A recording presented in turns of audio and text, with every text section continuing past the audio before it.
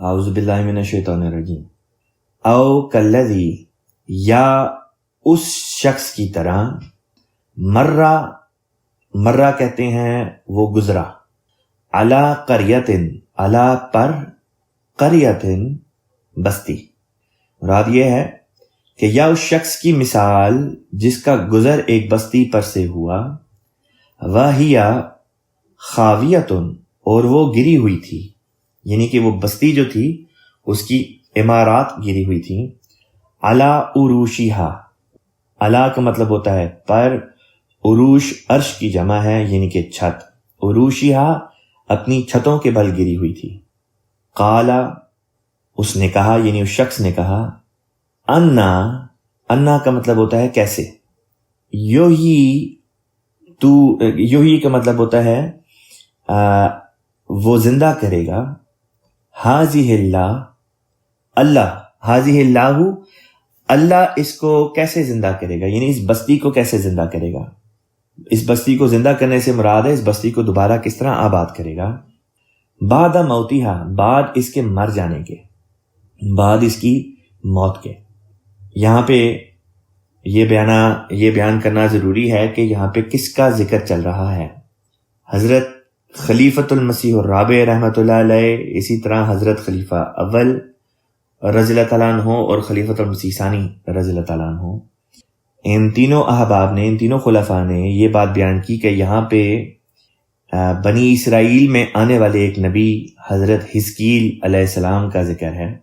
Bible میں بھی اس قسم کا ایک واقعہ بیان ہوا ہے جس سے یہ اشارہ مل جاتا ہے کہ یہ واقعہ در حقیقت حضرت حزقیل علیہ السلام کا ہے۔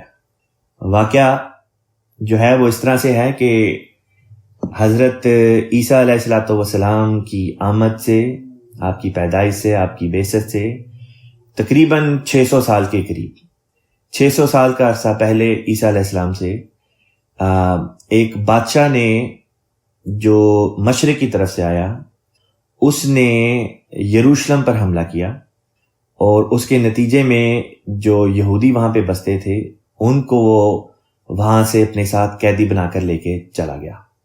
اور لازمی بات ہے کہ جب وہ قیدی بنا کے گیا ہے تو دو قسم کی باتیں بیان کی جاتی ہیں۔ ایک یہ کہ اس نے شہر کو ویران کر دیا اس طرح کہ وہاں سے لوگوں کو لے کے چلا گیا، اور دوسرا یہ کہ اس نے شہر کو تباہ و برباد کر دیا، یعنی کہ شہر کو منہدم کر دیا، اس کی عمارتیں گرا دیں۔ اس آیت سے یہ عقدہ کھل جاتا ہے کہ اس نے عمارتیں نہیں گرائیں، کیونکہ اگر انسان عمارت گرائے تو پہلے دیواریں گرتی ہیں اور دیواروں کے گرنے کے نتیجے میں چھتیں آ کے گرتی ہیں۔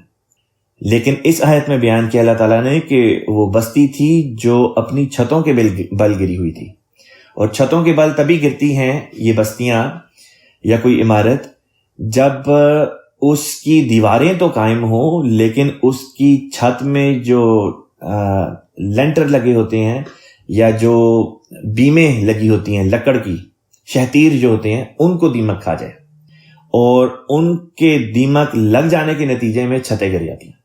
اور یہ تبھی ہوتا ہے کہ جب وہاں پہ کوئی بستا نہ ہو، کوئی رہتا نہ ہو۔ جب کوئی نہیں رہے گا تو دیمک آ کے اس چیز کو لگ جائے گی، اور وقت کے ساتھ ساتھ وہ عمارت جو ہے وہ گر جائے گی اپنے چھتوں کے بعد۔ بس یہاں پہ اس آیت نے یہ عقدہ کھول دیا کہ نبوکد نظر جس نے حملہ کیا تھا اس نے عمارتیں نہیں گرائیں، اس نے لوگوں کو قیدی بنا کے وہ ساتھ لے کے چلا گیا۔ جب لوگوں کو وہاں سے وہ قیدی بنا کے ساتھ لے کے چلا گیا تو بستی خود بخود ویران ہو گئی، اور ویرانی کی وجہ سے ایک وقت آیا کہ اس کی چھتیں دیمک لگ جانے کے نتیجے میں خود بخود آ کے گر گئیں۔ تو یہاں پہ حضرت حزقیل علیہ السلام کا واقعہ اللہ تعالیٰ نے بیان کیا، اور اللہ تعالیٰ نے یہ بات بیان کی ہمارے سامنے کہ دیکھو، سوال حزقیل علیہ السلام نے کیا تھا کہ اے اللہ تعالیٰ، یہ بستی جو مر گئی ہے یعنی ویران ہو گئی ہے، اس کو اب تو کیسے زندہ کرے گا؟ سوال لوگوں کے زندہ کرنے کا نہیں تھا، سوال بستی کے زندہ کرنے کا تھا کہ یہ جو عمارتیں گری ہوئی ہیں، یہ جو شہر اجڑ گیا ہے، یہ شہر، یہ بستی، یہ دوبارہ سے کب اجاگر ہوں گی، دوبارہ سے کب یہ جو ہے یہ آباد دکھائی دیں گی۔ اس پر اللہ تعالیٰ نے کیا کیا، سنیے۔ فَأَمَاتَهُ، پس اس نے، اماتہ اللہ، پس اللہ نے اسے موت دے دی۔ مئۃ عام 100 سال کی، ثم بعثہ پھر اس کے بعد اس کو زندہ کر دیا۔ اب یہاں پہ سوال تو یہ تھا جو حزقیل نبی نے کیا کہ یا اللہ یہ بستی کب اور کس طرح سے تو دوبارہ اس کو آباد کرے گا، یہ کب آباد ہوگی دوبارہ یروشلم کی بستی۔ نتیجے میں اگر اللہ تعالیٰ حزقیل نبی کو وفات دے دے تو اس بات کی اس طرح سے بظاہر کوئی لنک دکھائی نہیں دیتا۔ غیر احمدی علماء کہتے ہیں کہ یہ جو واقعہ ہے اس میں ذکر ہے کہ ایک نبی تھے، انہوں نے اللہ تعالیٰ سے یہ سوال کیا کہ اللہ تعالیٰ بستی کو کس طرح تو زندہ کرے گا، یہ کب آباد ہوگی، تو اللہ تعالیٰ نے ان کو وفات دے دی اور 100 سال کے بعد ان کو دوبارہ اللہ تعالیٰ نے زندہ کر اٹھایا۔ حالانکہ قرآن پاک کے دوسرے مقامات میں اللہ تعالیٰ نے واضح الفاظ میں بیان کیا ہے کہ جب کوئی وفات پا جائے تو وہ دوبارہ اس دنیا میں نہیں آ سکتا، یعنی کہ وہ دوبارہ اسی جسمانی زندگی کے ساتھ اس کا تعلق اس طرح سے دوبارہ قائم نہیں ہو سکتا ہے جس طرح پہلے تھا۔ بس اس آیت کے وہ معنی کیے جانے چاہیے جس سے قرآن کے اندر تضاد پیدا نہ ہو، اور وہ صرف اسی حل میں ہوتا ہے، اسی طرح سے وہ حل ہوتا ہے اکتا اگر ہم یہ کہیں کہ یہاں پہ وفات سے مراد یہ جو 100 سال کی وفات تھی، اس سے مراد در حقیقت ایک رویا ہے، یعنی کہ اللہ تعالیٰ نے حزقیل نبی کو علیہ السلام کو ایک رویا دکھائی، اور یعنی کہ ایک خواب دکھایا۔ رات کو جب وہ سو گئے یا دن کے جس حصے میں بھی وہ سوئے، اللہ تعالیٰ نے ان کو خواب دکھایا اور خواب کے اندر ان کو اگلے 100 سال میں ہونے والے واقعات دکھا دیے، 100 سال کی ہسٹری دکھا دی۔ اس کی طرف یہ مئۃ عام جو 100 سال کی جو موت تھی اس کی طرف اشارہ ہے۔ ایک اور بات جو اس بات کے اوپر دلیل کے طور پہ پیش کی جا سکتی ہے وہ یہ ہے کہ اللہ تعالیٰ نے نیند کو بھی موت ہی کی ایک قسم قرار دیا ہے۔ دیکھیں جب موت ہوتی ہے تو اللہ تعالیٰ انسان کی روح قبض کر لیتا ہے، یعنی کہ روح نکال لیتا ہے۔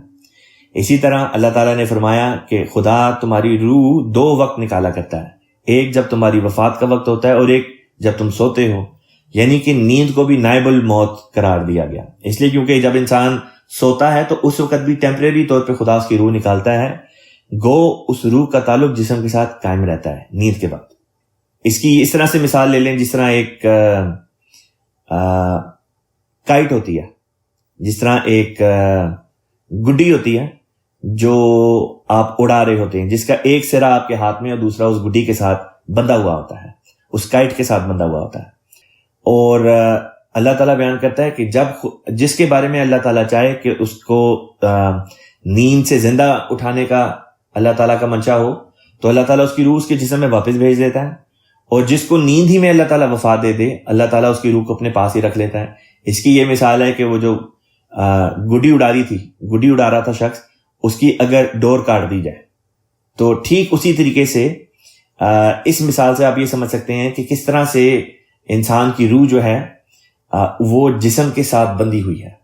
جماعت کے ایک عالم گزرے ہیں، ان کا نام تھا مولانا بشیر احمد صاحب آرچرڈ، اور یہ پہلے جو ہیں یورپ کے مبلغ تھے جو یورپین تھے، یورپین نسل سے ان کا تعلق تھا، گورے تھے، اور انہوں نے اسلام قبول کیا، اندیت قبول کی حضرت خلیفۃ المسیح ثانی رضی اللہ تعالیٰ عنہ کے دور خلافت میں۔ انہوں نے ایک کتاب لکھی جس کا نام ہے لائف سپریم۔ اس کتاب میں انہوں نے مثالیں دے کے اور سائنٹیفک ریسرچ کے ساتھ، واقعات کے ساتھ اس بات کو ثابت کیا ہے کہ انسان کی روح ایک باریک ڈوری کے ذریعے سے، جو ہمیں عام آنکھ کے ذریعے سے دکھائی نہیں دے سکتی، ہمارے جسم کے ساتھ بندھی ہوئی ہوتی ہے، اور جب سوتے ہیں تو وہ روح جسم سے باہر چلی جاتی ہے ایک معین وقت میں، لیکن جسم کے ساتھ بندھی ہوئی ہوتی ہے۔ جب وقت وفات آتا ہے تو اس روح کا جسم کے ساتھ جو اس باریک ڈوری کے ساتھ ایک جو دھاگا سا جو تھا جس کے ساتھ وہ ایک تعلق بندھا ہوتا ہے، وہ دھاگا کاٹ دیا جاتا ہے، جس کے نتیجے میں روح جسم سے نکل کر یا آزاد ہو کر خدا کے پاس چلی جاتی ہے۔ خیر یہ ایک الگ مضمون تھا، لیکن یہ اس لیے بتایا تاکہ یہ بات ثابت ہو جائے کہ اللہ تعالیٰ نے نیند کو بھی موت ہی کی ایک قسم قرار دیا۔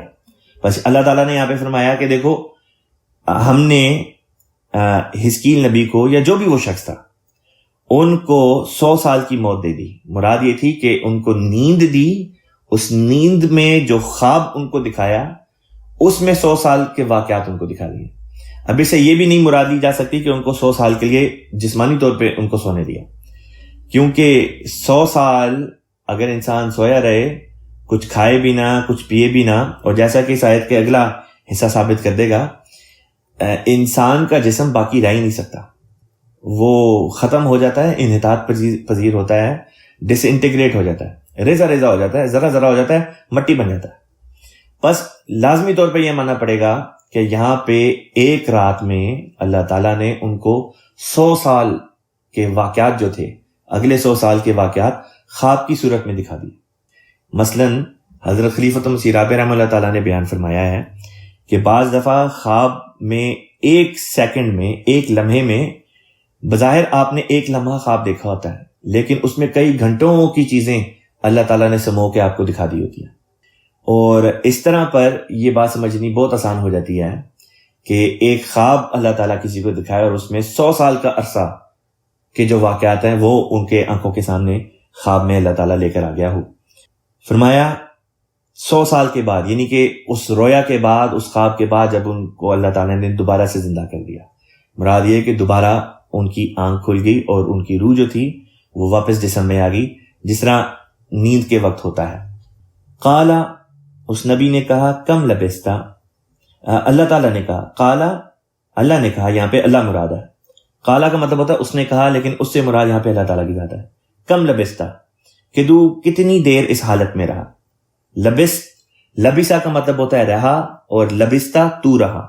کم کہتے ہیں کتنی مدت تک. تو اللہ تعالیٰ اس نبی کو مخاطب کر کے فرماتا ہے کہ اللہ نے اس سے کہا کہ کم لبستا، تو اس حالت میں کتنا عرصہ رہا ہے. قالا، اس نبی نے جواب دیا، لبستو، میں رہا ہوں، یومن، ایک دن، او بعد یوم، یا اس دن کا کچھ حصہ. اب یہ بات بھی اس طرف اشارہ کرتی ہے کہ یہ بہرحال کوئی خواب کی سی کیفیت ہے جس کا عرصہ جو ہے وہ نبی خود کہتے ہیں کہ یا بمشکل ایک دن ہے یا اس سے بھی کم کا عرصہ ہے جو میں نے اس حالت میں گزارا ہے. اللہ تعالیٰ نے فرمایا کہ قالا کا مطلب ہے اس نے کہا، یعنی اللہ نے کہا. بل کا مطلب ہوتا ہے بلکہ.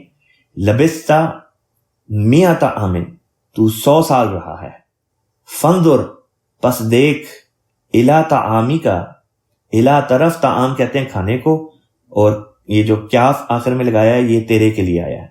الا طعامی کا، تیرا کھانا، اپنے کھانے کی طرف دیکھ. و شرابی کا، اور اپنے پانی کی طرف دیکھ. لم یتسنہ، وہ اب تک سڑے نہیں. لم، اب تک نہیں، یتسنہ، وہ سڑے. ونظر، اور دیکھ، الی حماری کا، اپنے گدے کی طرف. ولی نجعلہ کا، اور یہ کہ ہم نے تجھے بنایا ہے آیۃ للناس، لوگوں کے لیے ایک نشان. اب یہ جو فرمایا کہ اپنے کھانے کی طرف دیکھ اور اپنے پینے کی طرف دیکھ کہ وہ سڑے نہیں، اگر 100 سال وہ نبی واقعتاً اگر وفات اللہ تعالیٰ نے جسمانی طور پہ ان کو دی ہوتی تو اس کا لازمی نتیجہ یہ نکلنا تھا کہ ان کا اپنا وجود بھی سڑ جاتا اور یہ کھانا اور پینا جو یہ چیزیں تھیں یہ بھی سڑ جاتے. یہ بات ذہن میں رکھیں کہ سوال یہ نہیں تھا کہ اے اللہ تو مردوں کو کس طرح زندہ کرتا ہے، سوال یہ تھا کہ اس بستی کو آباد کس طرح کرے گا.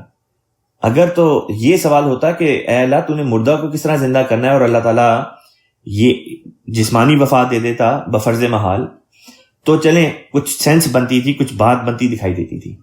لیکن یہاں پہ سوال کچھ اور کیا گیا. سوال یہ تھا کہ یہ بستی آباد کس طرح ہوگی. اس بستی کو آباد کرنے کے لیے اللہ تعالیٰ نے نبی کو وفات دے دی. یہ اس کا جوڑ نہیں دکھائی دیتا. بس لازمی طور پہ یہی نتیجہ نکلنا چاہیے کہ نبی نے سوال کیا تھا اللہ تعالیٰ یہ بستی کب اور کس طرح دوبارہ سے آباد ہوگی. اللہ تعالیٰ نے ان کو خواب کے ذریعے دکھایا کہ 100 سال کے عرصے بعد یہ بستی دوبارہ سے آباد ہو جائے گی. پھر یہاں پہ فرمایا کہ اپنے کھانے کی طرف دیکھ، اپنے پینے کی طرف دیکھ، وہ سڑے نہیں. پھر فرمایا کہ ہم نے تجھے لوگوں کے لیے ایک نشان بنا دیا ہے. پھر ساتھ میں فرمایا وانظر الی العظام کیف ننشزها، فرمایا کہ ہڈیوں کی طرف دیکھ کس طرح، کیفا کس طرح، ننشزو کا مطلب ہوتا ہے ہم پہناتے ہیں، اسے ننشیزو کا مطلب ہوتا ہے ہم اٹھاتے ہیں. پہنانے والا مضمون اگلے لفظ میں آتا ہے. فرمایا ان ہڈیوں کی طرف دیکھو. اب سوال یہ کہ یہ ہڈیاں کس کی تھیں؟ کیا یہ گدھے کی ہڈیاں تھیں؟ اگر گدھے کی ہڈیاں تھیں تو ذکر ہونا چاہیے تھا کہ یہ گدھے کی ہڈیاں ہیں، لیکن گدھے کی طرف منسوب نہیں کیا. پھر کیا یہ نبی کی طرف منسوب کیا جا رہا ہے کہ یہ کیا یہ نبی کی ہڈیاں تھیں؟ لیکن نبی کی ہڈیوں کی طرف بھی منسوب نہیں کیا جا رہا، کیونکہ نبی کو تو زندہ کیا جا چکا ہے. بس لازمی طور پہ یہاں پہ ہڈیوں سے مراد کچھ ہو رہا ہے، اس کی طرف ابھی آتے ہیں. فرمایا وانظر الی العظام، ہڈیوں کی طرف دیکھ، کیف ننشزھا، کس طرح ہم ان کو اٹھاتے ہیں، ثم نکسوھا، ثم پھر نکسوھا ہم انہیں پہناتے ہیں، لحمن گوشت، فلما پس جب تبینا روشن ہو گئی، کھل گئی بات، لہو اس کے لیے، قالا اس نے کہا، عالمو، اب عالمو کا مطلب ہوتا ہے میں جانتا ہوں، ان اللہ، یقیناً اللہ تعالیٰ، علی کل شیء قدیر، ہر بات پر قدرت رکھتا ہے. حضرت خلیفۃ المسیح الرابع رحمۃ اللہ علیہ نے یہاں پہ فٹ نوٹ دیا ہے، میں اس کا پہلے ذکر کر دیتا ہوں. حضور بیان فرماتے ہیں اس آیت سے بظاہر یہ معلوم ہوتا ہے، اور یہی مفسرین نے استنباط کیا ہے، کہ ایک شخص کو خدا تعالیٰ نے 100 سال کے لیے مار دیا اور 100 سال کے بعد زندہ کیا، تو اس کا کھانا پینا اور گدھا وغیرہ اسی طرح صحیح سالم موجود تھے. یہ بالکل لغو استنباط ہے جو قرآن کریم کی گستاخی ہے. اس آیت کریمہ سے مراد صرف یہ ہے کہ ایک رات کی نیند میں اسے آئندہ 100 سال کے دوران رونما ہونے والے واقعات دکھلا دیے گئے، مگر جب اس کی آنکھ کھلی تو اللہ تعالیٰ نے اسے فرمایا، دیکھ تیرا گدھا بھی اسی طرح موجود ہے اور تیرا کھانا بھی اسی طرح تر و تازہ ہے جیسا رات کو رکھا گیا تھا. سوال یہ پیدا ہوتا ہے کہ سب باتوں کا جوڑ سمجھ آ گیا، یہاں پہ گدھے سے کیا مراد ہے، یہاں پہ ہڈیوں سے کیا مراد ہے؟ یہ جو گدھے کا ذکر کیا اور ہڈیوں کا ذکر کیا، حضرت خلیفۃ المسیح ثانی رضی اللہ تعالیٰ عنہ نے، حضرت المصلح الموعود نے بیان فرمایا ہے. حضور بیان کرتے ہیں کہ یہ جو ذکر یہاں پہ تھا گدھے کا، تو گدھے سے مراد وہ لوگ ہوا کرتے ہیں جو گدھے کی طرح ہوتے ہیں. یعنی کہ نبی جب کسی قوم میں آتا ہے تو اس قوم میں کئی قسم کے لوگ پائے جاتے ہیں. اعلیٰ ایمان والے لوگ بھی پائے جاتے ہیں اور کم ایمان کے لوگ بھی پائے جاتے ہیں. ایسے لوگ بھی پائے جاتے ہیں جن کی فطرت گدھوں کی طرح ہوتی ہے. پھر اسی طرح جو یہ الفاظ تھے کہ انظر الی طعامک و شرابک لم یتسنہ، کہ اپنے کھانے کی طرف دیکھ اور اپنے پینے کی طرف دیکھ کہ وہ سڑی نہیں. اس کے بارے میں حضرت مسلم موعود رضی اللہ تعالیٰ عنہ بیان فرماتے ہیں کہ اس طرح بتایا کہ جس طرح رویا میں تیرے 100 سال تک مرا رہنے کے باوجود تیرے کھانے پینے کی اشیاء باسی نہیں ہوئیں، اسی طرح تیری 100 سالہ مجازی موت کے باوجود تیری تعلیم بھی ناقابل اتباع نہیں ہوگی. یہاں پہ حضرت مسلم موعود رضی اللہ تعالیٰ عنہ نے کھانے پینے کی چیزوں سے مراد نبی کی تعلیم دی ہے. اب میں بتاتا ہوں کہ حضرت مسلم موعود نے رضی اللہ تعالیٰ عنہ نے اس آیت کی تفسیر کس طرح بیان کی، اس میں واقعات جو تھا اس کو کس طرح بیان کیا. حضرت خلیفۃ المسیح رابع رحمہ اللہ تعالیٰ نے بیان کیا کہ یہ ایک رویا تھی، ایک خواب تھا جو اس نبی کو دکھایا گیا. حضرت مسلم موعود رضی اللہ تعالیٰ عنہ نے اس کی اس طرح سے تعبیر کی. آپ بیان کرتے ہیں کہ یہ نبی تھے، حزقیل نبی تھے علیہ الصلوۃ والسلام، اور ان کو دکھایا گیا کہ جس طرح اللہ تعالیٰ نے ان کو ایک رنگ میں موت دی، یعنی کہ رویا کی شکل میں دکھایا کہ جیسے ان کی وفات ہو گئی ہے، اور 100 سال کے عرصے دکھائی، ان کو 100 سال میں ہونے والے واقعات اللہ تعالیٰ نے دکھائے. اسی طرح حضرت مسلم موعود بیان کرتے ہیں کہ اس کے اندر اللہ تعالیٰ نے ایک پیغام رکھا تھا. وہ پیغام کیا تھا؟ وہ پیغام یہ تھا کہ جس طرح نبی کی جب وفات ہوتی ہے تو نبی کی وفات کے بعد ایک وقت آتا ہے آہستہ آہستہ قوم بگڑ جاتی ہے. بس فرمایا یہاں پہ بظاہر تو نبی کی وفات نہیں ہوئی، لیکن نبی کو یہ دکھایا کہ 100 سال تک یہ جو قوم یہود تھی جن کو یروشلم سے نکالا گیا تھا، یہ گویا اس حالت میں ہوں گے کہ جیسے یہ مردہ قوم ہو گئی ہے، اور 100 سال بعد دوبارہ جی اٹھیں گے. مراد یہ کہ 100 سال بعد یہ واپس ہدایت کے راستے پہ آ جائیں گے اور واپس اپنے وطن یعنی یروشلم میں یہ آ کے آباد ہو جائیں گے۔ اس طرح پر قوم بھی روحانی طور پر زندہ ہو جائے گی، اور نہ صرف قوم زندہ ہوگی بلکہ یہ بستی جو ہے یہ بھی نئے سرے سے دوبارہ سے یہ آباد ہو جائے گی۔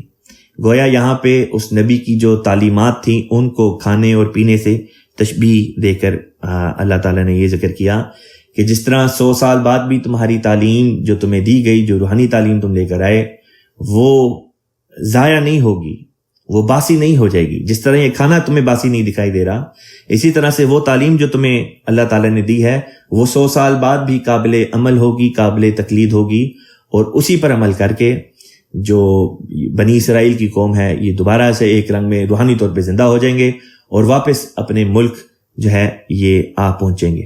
لہٰذا واقعات سے بھی اسی طرح ثابت ہوا کہ 100 سال کے بعد وہ قوم جو ہے وہ واپس اپنے ملک جو تھی یعنی یروشلم، وہ واپس تقریباً 100 سال کا عرصہ لگا، لیکن یہ کہ وہ واپس وہاں پہ آ گئے اور دوبارہ سے یروشلم جو ہے وہ آباد ہو گیا۔ یہاں پہ ایک بڑی اچھوتی ایک بات، یونیک بات حضرت مسلم موعود رضی اللہ تعالیٰ عنہ نے تفسیر کبیر میں بیان کی۔ آپ بیان کرتے ہیں کہ حضرت خلیفۃ المسیح اول رضی اللہ تعالیٰ عنہ فرماتے ہیں کہ حضرت صاحب یعنی حضرت اقدس مسیح موعود علیہ السلام سے میں نے ایک دفعہ اس آیت کے معنی دریافت کیے تو آپ نے فرمایا کہ میں نے جناب الہی میں توجہ کی تو مجھ پر کھلا کہ وہ شخص واقعی مر گیا تھا، یعنی کہ جس نبی کا یا جس وجود کا ذکر ہے اللہ تعالیٰ نے واقعتاً اس کو وفات دے دی۔ یعنی حضرت مسیح موعود علیہ السلام کہتے ہیں کہ جب اللہ تعالیٰ سے حضرت مسیح علیہ السلام نے تفہیم چاہی تو آپ کو یہ تفہیم سمجھ آئی، یعنی جو بات حضرت مسیح موعود علیہ السلام سمجھے وہ یہ تھی کہ گویا اس نبی کو واقعتاً وفات دے دی گئی تھی۔ حضرت مسیح موعود علیہ السلام کا یہاں پہ یہ ذکر ہے کہ وہ یہ سمجھے تھے اس آیت سے کہ واقعتاً وہ نبی مر گیا تھا۔ عرض کیا کہ پھر 100 سال کے بعد اٹھنا کیا معنی ہے؟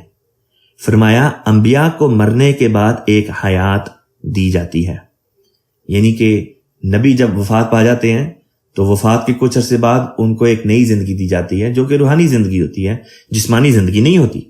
پس مسیح موعود علیہ السلام کے نزدیک وفات جسمانی تھی حضرت حزقیل کی یا جو بھی یہ وجود تھا، لیکن جو 100 سال کا عرصہ گزارنے کے بعد ان کو جو زندہ کیا گیا ہے وہ جسمانی طور پہ زندہ نہیں بلکہ روحانی طور پہ تھا۔ اب یہ حوالہ ہے حقائق الفرقان کا صفحہ نمبر 415۔ حضرت مسلم موعود نے بیان فرمایا اس سے 2 باتیں صاف ظاہر ہیں۔ ایک یہ کہ حضور علیہ السلام نے اس شخص سے کوئی نبی اللہ مراد لیا ہے، اور دوسرے یہ کہ اس کی موت کو تو معروف موت یعنی جو عام موت ہوتی ہے، لیکن اس کے بعد کی زندگی کو روحانی یا مجازی زندگی سمجھا ہے۔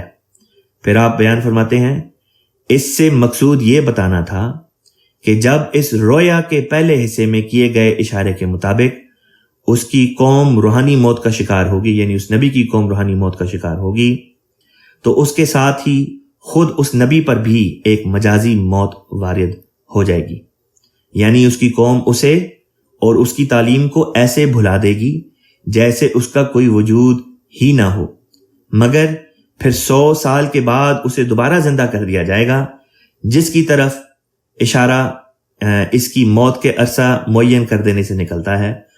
اور چونکہ اس کی وہ مجازی موت قوم کی روحانی موت کا نتیجہ ہونے والی تھی، اس لیے اس کی 100 سال کے بعد ملنے والی زندگی بھی لازماً اس کی قوم کو زندگی ملنے ہی کا نتیجہ ہو سکتی ہے۔ یہ اللہ تعالیٰ نے اس آیت کا اتنا گہرا مضمون ہے جو ہمیں یہاں پہ سمجھایا۔ حضرت مسلم موعود رضی اللہ تعالیٰ عنہ نے یہاں پہ یہ بات بھی بیان کی، میں پڑھ کے سنا دیتا ہوں۔ فرمایا جہاں پہلی آیت میں یہ بتایا کہ لوگوں کو ہدایت کی طرف مائل کرنے کے لیے صرف اس بات پر کہ قرآن میں ہدایت کو گمراہی سے ممتاز کر دیا گیا ہے اکتفا نہیں ہوگا، بلکہ حضرت ابراہیم کی طرح بادشاہوں تک کو دلائل کے ساتھ توحید الہی کی تبلیغ کی جائے گی۔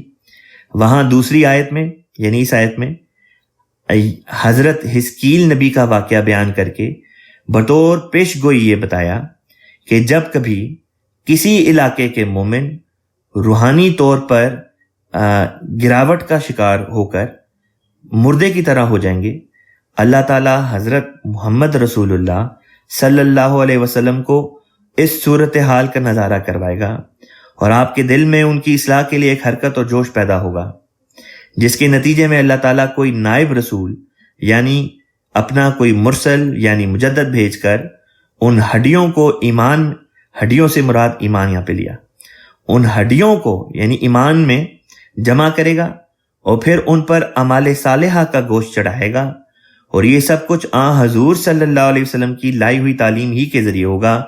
اس کے بعد اللہ تعالیٰ محض اپنی طرف سے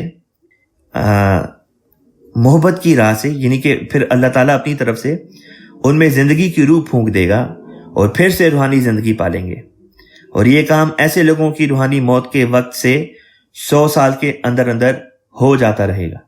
گویا بالفاظ دیگر قرآن پاک میں جو واقعہ بھی بیان کیا گیا ہے وہ اپنی ذات کے اندر ایک پیشن گوئی کا رنگ بھی رکھتا ہے، اور وہ پیشن گوئی یہ تھی۔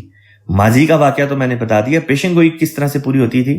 وہ اس طرح سے پوری ہوتی تھی کہ خود رسول پاک صلی اللہ علیہ وسلم نے فرمایا کہ ہر صدی کے سر پہ اس امت میں اللہ تعالیٰ اس امت میں مجددین کو بھیجتا رہے گا، یعنی ایسے وجودوں کو، اور صرف ایک نہیں، بعض وقت میں کئی لوگوں کو بھی بھیجتا رہے گا جو دین کی تجدید کرتے رہیں گے۔ مثلا یہ کہ 100 سال کا عرصہ گزرے گا، لوگ جو ہیں وہ دین کو بگاڑ دیں گے، اور وہ مجدد کا وجود جو ہوگا وہ دوبارہ سے آ کے دین کی تعلیمات کو صحیح رنگ میں پیش کرے گا، اور لوگوں کے دلوں میں اس طرح سے ایمان قائم ہوگا، جس طرح یہ ہڈیوں کو اکٹھا کرنے والی جو مثال دی گئی۔ پھر لوگ جو ہیں وہ اعمال صالحہ کرنے لگیں گے، جس کی مثال دی گئی کہ گوشت چڑھایا جائے گا ان ہڈیوں کے اوپر۔ مراد یہ ہے کہ ایمان کے اوپر گوشت چڑھانے سے مراد ہے ایمان کے اوپر ساتھ میں اعمال صالحہ لوگ بجانا شروع ہو جائیں گے، اور یہ ہر 100 سال بعد ہوا کرے گا۔ جس طرح اس آیت کے اندر بھی 100 سال کی وفات کا ذکر تھا، یہاں پہ 100 سال کی روحانی وفات مراد لی جائے گی۔ اب یہاں پہ ایک سوال پیدا ہوتا ہے کہ ہر صدی کے سر پہ اگر مجدد آتے ہیں تو کیا اب بھی آئیں گے؟ بات یہ ہے کہ رسول پاک صلی اللہ علیہ وسلم کی پیشن گوئیوں سے، خود قرآن پاک کی آیات سے یہ بات ظاہر ہوتی ہے کہ جب بھی ہدایت سے بنی نوع انسان بھٹکتے ہیں، اللہ تعالیٰ کی طرف سے ان کی ہدایت کے لیے سامان ہوتا ہے۔ آپ صلی اللہ علیہ وسلم نے فرمایا ہر صدی کے سر پہ آئے گا، پھر لیکن یہ بھی فرما دیا کہ 14ویں صدی میں جو مجدد ہوگا، 14ویں صدی کا مجدد جو ہوگا وہ مسیح موعود ہوگا، امام مہدی ہوگا۔ جب مسیح موعود علیہ السلام اور امام مہدی علیہ السلام آ گئے، یعنی حضرت مرزا غلام احمد قادیانی علیہ السلام، تو آپ سے بھی یہی سوال کیا گیا کہ کیا اب آپ کے بعد بھی کوئی مجدد ہوگا؟ آپ نے فرمایا میں الف آخر کے لیے مجدد ہوں، اب میں پورے 1000 سال کے لیے مجدد ہوں۔ اس سے یہ بات ثابت ہو گئی کہ اب اگلے 1000 سال کے لیے کوئی اور مجدد نہیں ہو سکتا، حضرت مسیح موعود علیہ السلام ہے۔ لیکن پھر ساتھ میں آپ نے ایک اور بات بھی وضاحت کے ساتھ بیان کر دی۔ آپ نے فرمایا کہ اپنی مختلف تصانیف میں اس بات کی طرف آپ نے فرمایا اشارہ کر کے کہ نبی کا کام بھی تجدید دین ہوتا ہے، نبی کی وفات کے نتیجے میں جس کو خدا خلیفہ بنائے اس کا کام بھی تجدید دین ہوتا ہے، اور خلیفہ وقت کی غیر موجودگی میں اگر خلیفہ نہ ہو، جس طرح خلافت راشدہ جب ختم ہو گئی دنیا سے تو اس کے بعد اللہ تعالیٰ ہدایت کے لیے مجددین کو بھیجتا رہا جو عرف عام کے مجدد ہوتے ہیں، جیسے ابن عربی رحمۃ اللہ علیہ یا سید احمد بریلوی شہید رضی اللہ تعالیٰ عنہ رحمۃ اللہ علیہ، اس قسم کے جو بزرگان گزرے ہیں، یہ انہوں نے پھر مجدد کی جو ذمہ داریاں تھیں وہ نبھائیں۔ تو اس ضمن میں یہ بھی بات یاد رکھنے والی ہے کہ حضرت مسیح موعود علیہ السلام نے جو فرمایا کہ اب 1000 سال کے لیے میں ہی مجدد ہوں، تو آپ کے خلفاء آپ کی ذات سے الگ نہیں۔ جس طرح آپ نے خود فرمایا کہ جو خلیفہ ہوتا ہے وہ بھی تجدید دین کا کام کرتا ہے، لہٰذا اب جب بھی تجدید دین کا کوئی بھی کام ہوگا، دین کی تجدید کی ضرورت ہوگی، تو خلیفہ وقت کے ذریعے سے اللہ تعالیٰ تجدید دین کا کام جو ہے وہ کروائے گا۔ جس طرح مثلا خود حضرت مسیح موعود علیہ السلام فرماتے ہیں کہ جب رسول پاک صلی اللہ علیہ وسلم کے بعد جب بھی کوئی ضرورت تھی، مثلا یہ کہ حضرت ابو بکر صدیق رضی اللہ تعالیٰ عنہ، ان کو اللہ تعالیٰ نے خلیفہ بنایا، ان کے ذریعے سے تجدید کے کام ہوئے۔ اسی طریقے سے جن کو بھی اللہ تعالیٰ نے خلیفہ بنایا وہ ان کے ذریعے سے اللہ تعالیٰ تجدید دین کا کام لیتا رہا۔ اب سوال یہ پیدا ہوتا ہے کہ کیا خلیفہ کی موجودگی میں عرف عام کا کوئی مجدد آ سکتا ہے؟ یہ ذکر میں اس لیے کر رہا ہوں کیونکہ بعض لوگ یہ دعویٰ کرتے ہیں کہ ہر صدی کے سر پہ آنا چاہیے. 14ویں صدی کے سر پہ مسیح موعود علیہ السلام تھے تو 15ویں صدی میں بھی کوئی ہونا چاہیے. اور بعض دفعہ بعض لوگ دعویٰ بھی کر دیتے ہیں کہ وہ 15ویں صدی کے مجدد ہیں. اس لیے یہ بات یاد رکھنے والی ہے کہ پہلی بات یہ کہ پورے 1000 سال کے لیے اب خود حضرت مسیح موعود علیہ السلام مجدد ہیں. دوسرا یہ کہ اب مسیح موعود علیہ السلام کی وفات کے بعد جب بھی تجدید دین کی ضرورت ہوگی وہ کام تجدید دین کا اللہ تعالیٰ خلیفہ وقت کے ذریعے سے اللہ تعالیٰ وہ پورا کرائے گا. تیسری بات جو یاد رکھنے والی ہے وہ یہ، نبی جب تک زندہ ہو تب تک کوئی خلیفہ نہیں ہو سکتا. مراد یہ ہے کہ حضور صلی اللہ علیہ وسلم زندہ تھے، حضرت ابو بکر صدیق بھی زندہ تھے، حضرت عمر بھی تھے، حضرت عثمان بھی تھے، حضرت علی بھی تھے. یہ پانچوں وجود بیک وقت زندہ تھے. لیکن جب تک حضور صلی اللہ علیہ وسلم زندہ رہے ان میں سے کوئی اور شخص، یعنی نہ حضرت ابو بکر صدیق، نہ حضرت عمر، نہ حضرت عثمان، نہ حضرت علی، ان میں سے کوئی بھی خلیفہ کی حیثیت میں نہیں تھا. صرف رسول پاک صلی اللہ علیہ وسلم کی حیثیت بطور نبی کی تھی. کیا پتہ چلا؟ جب تک نبی موجود ہے خلیفہ نہیں آ سکتا.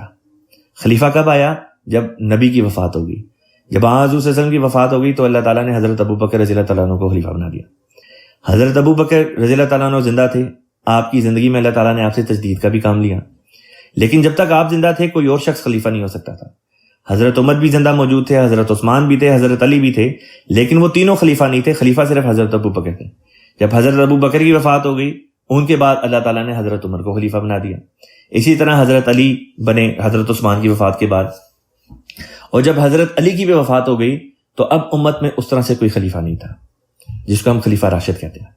پھر کچھ عرصے بعد جب تجدید دین کی ضرورت پڑی تو اللہ تعالیٰ نے مجددین بھیج دیے، یعنی ایسے نیک لوگوں کو اللہ تعالیٰ نے ان کے ہاتھ سے تجدید دین کا کام لیا جو اس طرح سے خلیفہ نہیں تھے جس طرح سے خلفائے راشدین تھے. لیکن ایک رنگ میں وہ بھی خلیفہ تھے، اس طرح کہ خلیفہ کا عربی زبان میں مطلب ہوتا ہے کسی کا نائب ہونا. بس نیک لوگ رسول پاک صلی اللہ علیہ وسلم کے نائب ہوتے ہیں. خلفائے راشدون جو تھے، خلفائے راشدین، وہ رسول پاک صلی اللہ علیہ وسلم کے نائب تھے دونوں لحاظ سے، نیکی کے لحاظ سے بھی اور امور سلطنت کو چلانے کے لحاظ سے بھی. پھر بعد میں جو مجددین آئے وہ نیکی کے لحاظ سے تو رسول پاک صلی اللہ علیہ وسلم کے نائب تھے کہ وہ نیک باتوں میں رسول پاک صلی اللہ علیہ وسلم کو ریپرزینٹ کرتے تھے، تجدید دین کا کام کرتے تھے، لیکن وہ اس طرح سے پوری امت کے لیے خلیفہ نہیں تھے. اسی طرح خلیفہ جو ہوتا ہے، جو خلیفہ راشد ہوتا ہے، وہ ایک وقت میں ایک ہی ہوتا ہے، دو نہیں ہو سکتے. اور اس کا دائرہ عمل پورے کا پورا جو دنیا اسلام ہے وہ ہوتی ہے. لیکن مجددین کے بارے میں تاریخ سے پتہ چلتا ہے کہ ایک ہی صدی میں کئی ہوئے. اور نہ صرف یہ کہ کئی ہوئے بلکہ یہ بھی پتہ چلتا ہے کہ ایک ملک میں ایک ہوا، دوسرے ملک میں کوئی اور ہو گیا، تیسرے ملک میں کوئی اور پیدا ہو گیا. حالانکہ جو خلیفہ ہوتا ہے وہ ایک وقت میں پوری امت کا ایک ہی خلیفہ ہوتا ہے، دو نہیں ہو سکتے. بس اس سے بھی یہ پتہ چلا کہ جس طرح نبی کی موجودگی میں خلیفہ نہیں ہو سکتا، خلیفہ کی موجودگی میں عرف عام کا مجدد بھی نہیں ہو سکتا. لہٰذا حضرت مسیح موعود علیہ السلام کا یہ جو قول تھا کہ اب آپ حضرت مسیح موعود علیہ السلام خود 1000 سال کے لیے مجدد ہیں، اس کا مطلب یہ ہے کہ اب جو بھی خلیفہ آپ کے بعد ہوگا وہ خلیفہ ہی تجدید دین کا کام کیا کرے گا. بس یہی ہم دیکھتے ہیں کہ حضرت مسیح موعود علیہ السلام کی وفات کے بعد حضرت خلیفہ اول رضی اللہ تعالیٰ عنہ نے تجدید دین کی. مثلا جنہوں نے بعد میں لاہوری جماعت بنا لی، انہوں نے جو غلط عقائد جماعت کی طرف منسوخ کیے، سب سے اس میں جو پہلی بات تھی وہ یہ تھی کہ خلافت کے منکر ہونے لگ گئے. حضرت خلیفہ اول رضی اللہ تعالیٰ عنہ نے اس بات کی تجدید کر دی. تجدید اس طرح سے کی کہ بتایا کہ نہیں، خلیفہ بنانا خدا کا کام ہے، تمہارا کام نہیں. اور خلیفہ کے بارے میں خود اللہ تعالیٰ اور اللہ تعالیٰ کے پاک نبی کی باتوں میں پیشن گوئیاں موجود تھیں. پھر حضرت خلیفہ اول کی جب وفات ہو گئی تو اللہ تعالیٰ نے حضرت مسلم موعود رضی اللہ تعالیٰ عنہ کو خلیفہ بنا دیا. بس جب حضرت مسلم موعود خلیفہ ہوئے تو حضرت مسلم موعود کے ذریعے سے جب تجدید دین کی ضرورت پڑی، تجدید دین کا کام اللہ تعالیٰ نے ان کے ہاتھ سے کرایا. اسی طرح جب حضرت خلیفہ ثانی کی وفات ہو گئی تو حضرت خلیفہ ثالث کے ذریعے سے اللہ تعالیٰ نے تجدید دین کا کام لیا. جب حضرت خلیفہ ثالث کی وفات ہوئی تو حضرت خلیفہ رابع رحمہ اللہ تعالیٰ کے ذریعے سے تجدید دین کا کام لیا. اور جب حضرت خلیفہ مسیح رابع رحمہ اللہ تعالیٰ کی 2003 میں وفات ہوئی تو تب سے لے کے اب تک اللہ تعالیٰ تجدید دین کا جو بھی کام ہوتا ہے وہ حضرت خلیفۃ المسیح الخامس ایدہ اللہ تعالیٰ بنصر العزیز کے ہاتھ سے اللہ تعالیٰ کروا رہا ہے. اللہ تعالیٰ حضور کو لمبی صحت والی زندگی عطا فرمائے. اب حضور نے بیان کیا، حضرت مسلم موعود نے کریا کا ذکر کر کے یہ بتایا کہ ساری قوم کے انحطاط پذیر ہو کر مردے کی طرح ہو جانے کا انتظار نہیں کیا جائے گا، بلکہ جس علاقے کے لوگوں میں بھی کمزوری واقع ہوگی ان کی اصلاح کا انتظام کر دیا جائے گا۔ بس بین ہی اسی طرح ہم نے اپنی آنکھوں سے ہوتا دیکھ لیا کہ جب جب لوگوں میں روحانی طور پہ کوئی گراوٹ آتی ہے، اللہ تعالیٰ خلفاء کے ذریعے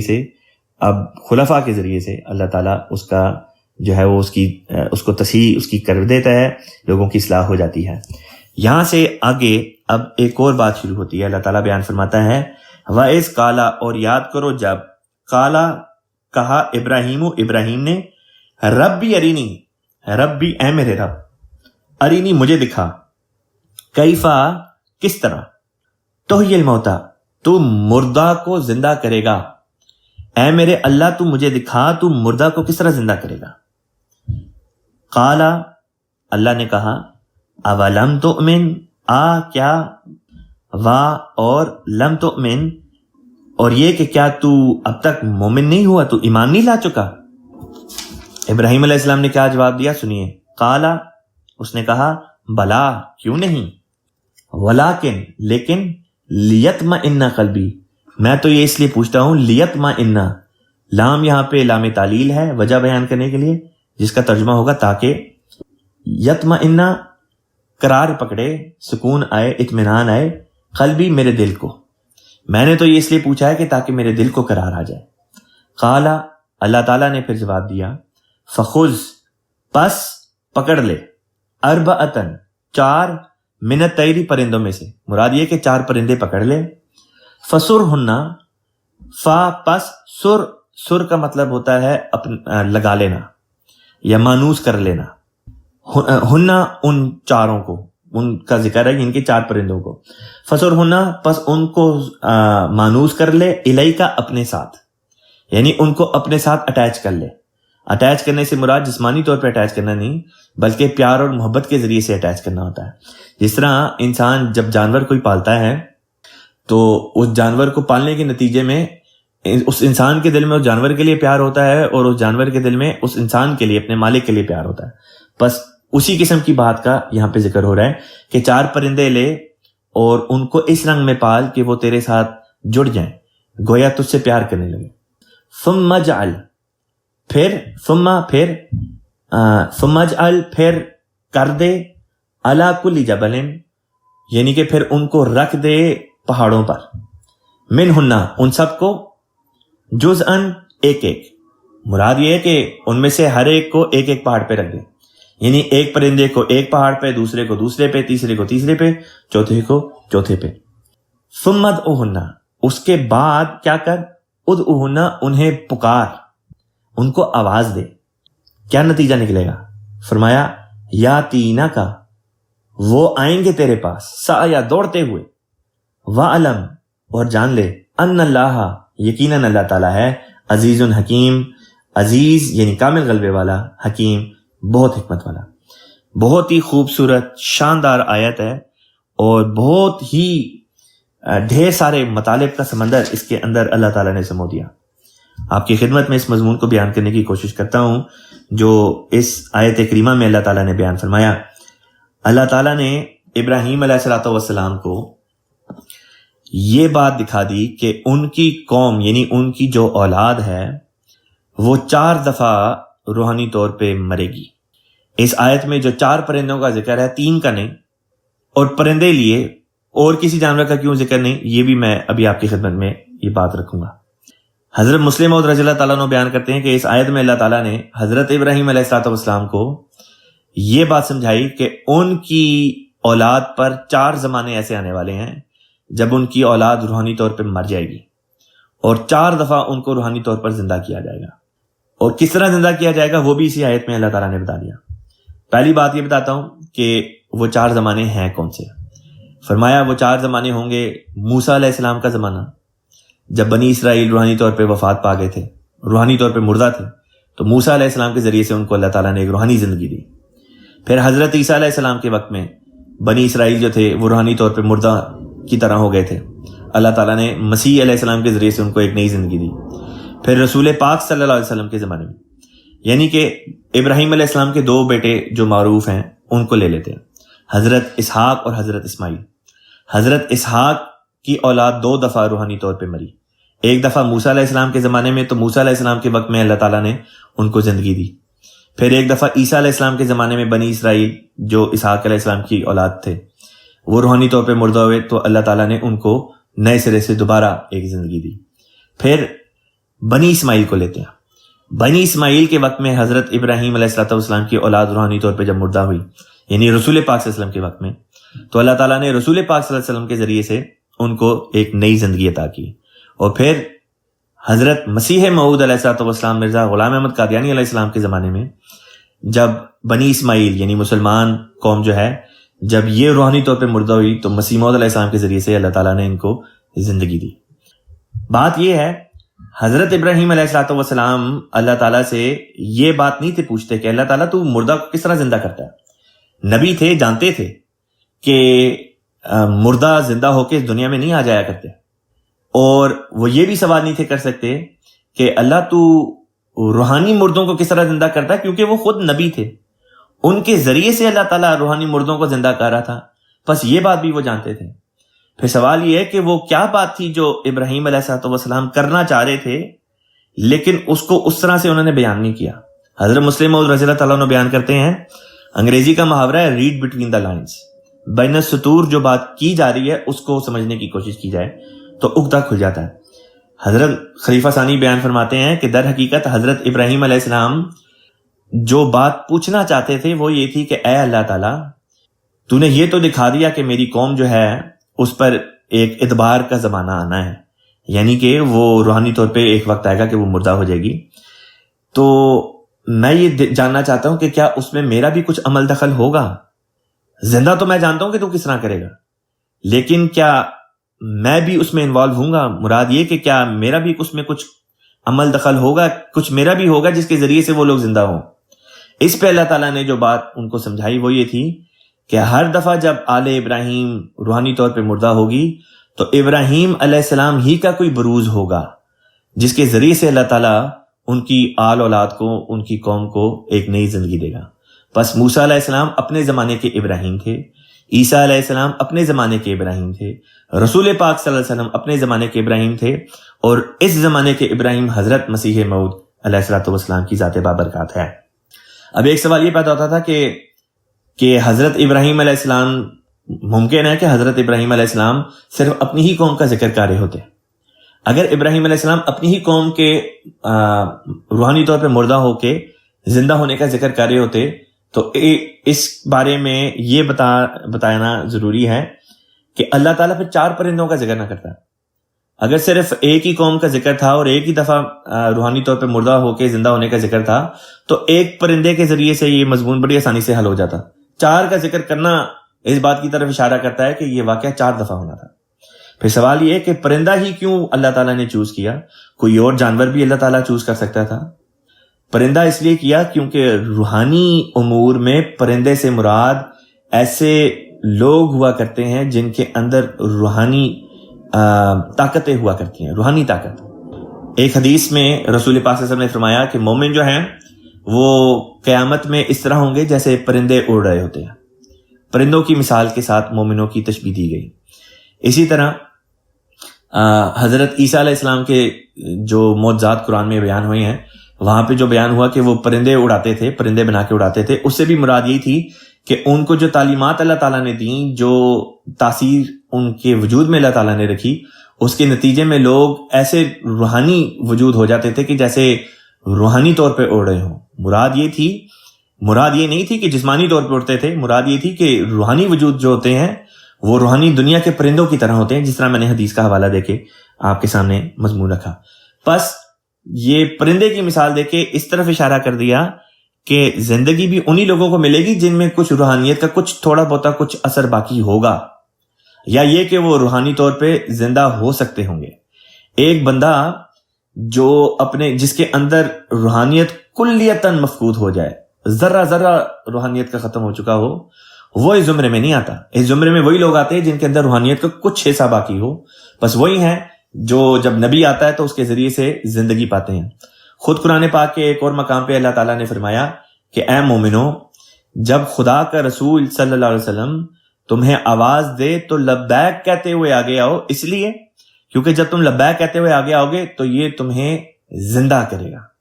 بس یہاں پہ اللہ تعالیٰ مردوں کو تو مخاطب نہیں تھا کر رہا، صحابہ کو مخاطب کر رہا تھا، اور صحابہ زندہ تھے، لیکن پھر بھی فرمایا کہ جب نبی تمہیں بلائے تو اس کی آواز پہ لبیک کہتے ہوئے اس کی طرف دوڑے چلے آؤ، نتیجہ یہ ہوگا کہ یہ تمہیں نئی زندگی دے گا۔ بس یہ نئی زندگی روحانی زندگی تھی جس کی طرف اللہ تعالیٰ نے اس آیت میں ہماری توجہ دلائی، اور اسی کی طرف اس آیت میں بھی اللہ تعالیٰ نے اشارہ کنایہ میں مضمون سمجھا دیا۔ پرندہ اس لیے چوز کیا اور کوئی اور جانور چوز نہیں کیا تاکہ روحانیت کی طرف اشارہ ہو، اور 4 اس لیے چوز کیا اور 1 اس لیے نہیں چوز کیا تاکہ یہ بتایا جائے کہ یہ واقعہ 4 دفعہ ہونا ہے، اور ابراہیم علیہ السلام کے وجود کے ذریعے سے یہ بتایا کہ ہر دفعہ جب یہ واقعہ ہوگا ابراہیم علیہ السلام کی اولاد میں تو ابراہیم علیہ السلام ہی کا کوئی قائم مقام ہوگا، انہی کا کوئی نائب ہوگا، انہی کا ہی کوئی بروز ہوگا جس کے ذریعے سے اللہ تعالیٰ یہ کام لے گا۔ لہٰذا اس کیس میں حضرت موسیٰ علیہ السلام، حضرت عیسیٰ علیہ السلام بنی اسحاق کے لیے یعنی بنی اسرائیل کے لیے، اور بنو اسماعیل کے لیے رسول پاک صلی اللہ علیہ وسلم اور حضرت مسیح موعود علیہ السلام جو ہیں وہ بروزی طور پہ اپنے اپنے دور کے ابراہیم ٹھہرائے گئے۔ اللہ تعالیٰ نے ساتھ میں یہ بھی فرمایا کہ اچھا، اس آیت کے بارے میں غیر احمدیوں میں بڑے مزے کی ایک بات پائی جاتی ہے۔ غیر احمدی کہتے ہیں کہ یہ جو فسر ہونا کا لفظ ہے اس کا مطلب ہے کیما کر لینا۔ اب عربی زبان کے لحاظ سے فسر ہونا کا مطلب ایک مطلب تو ہوتا ہے کہ ان کو مانوس کر لینا، اپنے ساتھ ان کے ساتھ ایک اٹیچمنٹ کریٹ کر لینا، اور دوسرا ایک مطلب ہوتا ہے کسی چیز کے چھوٹے چھوٹے ٹکڑے کر لینا۔ لیکن کسی چیز کے چھوٹے چھوٹے ٹکڑے کر لینا کے بعد اللہ تعالیٰ یہ کہ الیکا کا اپنے ساتھ اپنی طرف کر کے، اس بات کی کوئی جو ہے نا وہ سینس نہیں بنتی۔ بس لازمی طور پہ اللہ تعالیٰ نے جو الفاظ جن کا چناؤ کیا ہے اس کو مد نظر رکھ کے وہ ترجمہ کرنا چاہیے جس سے قرآن کی کسی آیت کی کوئی تمسخر نہ اڑے، کوئی مذاق کی بات نہ بن جائے اور کوئی مضحکہ خیز چیز نہ بن جائے۔ جس طرح غیر احمدی یہ کہتے ہیں کہ ابراہیم علیہ السلام کو اللہ تعالیٰ نے کہا 4 پرندے لے، ان سب کا کیما کر لے، کچھ کیما ایک پہاڑ پہ، کچھ دوسرے پہ، کچھ تیسرے پہ، کچھ چوتھے پہ، کچھ کسی پہ، اور پھر ان کو آواز دے تو وہ کیمے کے جو ٹکڑے ہیں وہ جڑتے تیرے پاس آ جائیں گے اور وہ پرندے بن جائیں گے۔ حالانکہ ابراہیم علیہ السلام نے یہ پوچھا ہی نہیں تھا کہ مردے کو کس طرح زندہ کرتا ہے جسمانی طور پہ۔ سوال تو یہ چلا تھا کہ یہ جو روحانی طور پہ یہ جو واقعہ رونما ہوگا 4 دفعہ، یہ کس طرح ہونا ہے اور اس میں ابراہیم علیہ السلام کا کیا عمل دخل ہے۔ بس فسرہن الیکا، یہ جو الیکا کا جو آگے لفظ اللہ تعالیٰ نے ایڈ کر دیا، اس سے پتہ چل جانا چاہیے کہ یہاں پہ مضمون کیمے والا ہو ہی نہیں سکتا، ممکن ہی نہیں ہے۔ عربی زبان اجازت ہی نہیں دیتی کہ یہ ترجمہ کیا جائے جو غیر احمدی مفسرین کرتے ہیں۔ بس دوسری آپشن صرف یہی رہتی ہے کہ پھر وہ ترجمہ کیا جائے جو جماعت احمدیہ کرتی ہے، جو کہ یہ ہے کہ ان کو اپنے ساتھ سدھا لے، یعنی اپنے ساتھ مانوس کر لے۔ پھر یہاں پہ یہ بھی ذکر تھا ثم ادعوہن یأتینک سعیا، کہ جب تو انہیں آواز دے گا وہ تیری طرف دوڑے چلے آئیں گے، اڑ کے کیوں نہیں آئیں گے؟ یہ بھی سوال پیدا ہوتا ہے کہ اڑ کے کیوں نہیں آئیں گے، دوڑ کے کیوں آئیں گے؟ اس کا جواب اس بات کے اندر بھی ہے کہ بعض پرندے اڑنے کی قابلیت کھو چکے ہوتے ہیں، بعض پرندے ہوتے ہیں جن میں اڑنے کی قابلیت ہوتی ہے، بعض ہوتے ہیں جن میں اڑنے کی قابلیت کم ہو جاتی ہے، اور سایہ کا مطلب ہوتا ہے دوڑ کے آنا۔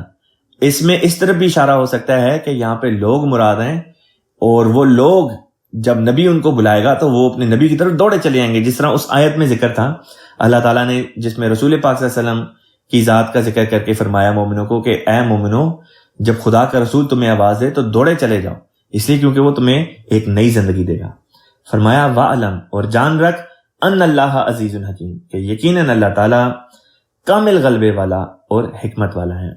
کامل غلبے والا جو یہاں پہ فرمایا عزیز، یہ اس لیے فرمایا کہ اگر اللہ تعالیٰ چاہے تو جسمانی طور پہ بھی مردوں کو زندہ کر سکتا ہے، خدا کے لیے یہ بات غیر ممکن نہیں، لیکن ساتھ میں حکیم بھی فرمایا گو خدا کو ان تمام امور پر قدرت تو ہے، لیکن اللہ تعالیٰ حکمت کے بغیر کوئی کام نہیں کیا کرتا۔ اسی لیے خدا کی حکمت اسی طرح پہ ظاہر ہوتی ہے کہ اللہ تعالیٰ تبلیغ کے ذریعے سے، نبی کی قوت قدسی کے ذریعے سے، لوگوں میں ایک نئی تبدیلی کے ذریعے سے ان کو نئی زندگی عطا فرمایا کرتا ہے۔ بس اس میں ہمیں تبلیغ کا گر بھی اللہ تعالیٰ نے سکھا دیا. تبلیغ کا یہ گر سکھایا کہ دیکھو اگر تم چاہتے ہو کہ کسی کو تبلیغ کرو تو اس کے ساتھ اس طرح کا تعلق قائم کرو جس طرح کہ ایک بندے کا اپنے پرندوں کے ساتھ ہوتا ہے. جس طرح ایک انسان کا جانوروں کے ساتھ سلوک ہوتا ہے کہ وہ اپنے جانوروں سے پیار کرتا ہے، اپنے پرندوں سے پیار کرتا ہے، ان کو اپنے ساتھ مانوس کر لیتا ہے. اسی طرح تم جن کو تبلیغ کرتے ہو تم ان کو اپنے ساتھ مانوس کر لو، گویا ان کے ساتھ ایک پیار محبت کا، ایک دوستی کا تعلق قائم کر لو. اس کا نتیجہ کیا نکلے گا؟ اس کا نتیجہ یہ نکلے گا کہ اس کے بعد جب تم ان کو خدا کی طرف پکارو گے تو وہ تمہاری طرف دوڑے چلے آئیں گے، کیونکہ وہ جانتے ہوں گے کہ یہ شخص جو ہے یہ ہمارا خیر خواہ ہے، یہ ہمارا خیر خواہ ہے. بس یہ وہ گر ہے تبلیغ کا جو ہمیں سیکھنے کی ضرورت ہے. بعض دفعہ ہم لوگ تبلیغ کے لیے جب جاتے ہیں تو اتنے سخت دل ہو جاتے ہیں کہ سامنے والے کو خدا اور خدا کے دین کی طرف لانے کے بجائے ان کو خدا اور خدا کے دین سے متنفر کرنے والے بن رہے ہوتے ہیں. اتنی سخت ہماری اپروچ ہوتی ہے. بعض دفعہ بعض تبلیغ کرنے والے اس قسم کے الفاظ استعمال کرتے ہیں کہ جس کے نتیجے میں لوگ دوڑ جاتے ہیں. وہ کہتے ہیں اگر ایسے ان لوگوں کے اخلاق ہے تو ہم نے ان جیسا نہیں بننا. بس ہمیں اللہ تعالیٰ نے اس آیت میں یہ سبق بھی سکھا دیا کہ تبلیغ کے لیے ابراہیم علیہ السلام والا گر اختیار کرنا ہے. ابراہیم علیہ السلام کو جو اللہ تعالیٰ نے گر سکھایا کہ لوگوں کی جو روحانی زندگی ہے اس کے لیے ضروری ہے کہ ان کے ساتھ پیار محبت کا تعلق قائم کیا جائے. اگر میں اور آپ سب اس تعلیم پر